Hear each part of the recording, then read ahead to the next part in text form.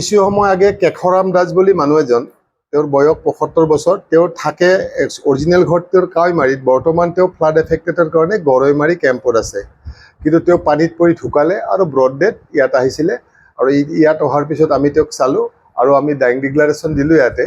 তাৰপিছত আমি লগে লগে অচি খোৱাঙক খবৰ দিলোঁ। অচি খোৱাং আহিলে। অচি খোৱাং আহি তেওঁলোকৰ যিখিনি চৰকাৰীভাৱে যিখিনি প্ৰট'কল আছে সেইমতে আমি আমাৰ ওপৰ বিষয়াবলৈ জনালোঁ। তাৰপিছত পষ্টমৰ্টমৰ কাৰণে আমি পেচেণ্টটো ইতিমধ্যে মেডিকেল কলেজলৈ পঠাইছোঁ আৰু ইতিমধ্যে থানালৈ গ'ল। তাৰপিছত মেডিকেল কলেজলৈ যাব আৰু পেচেণ্টটো আছিলে ব্ৰড ডেড কেশৰাম দাস, ৭৫ বছৰ, তেওঁৰ অৰিজিনেল ঘৰ কাৱৈমাৰীত, কিন্তু এতিয়া বৰ্তমান ফ্লাড এফেক্টেডৰ কাৰণে গৰৈমাৰীত আছে।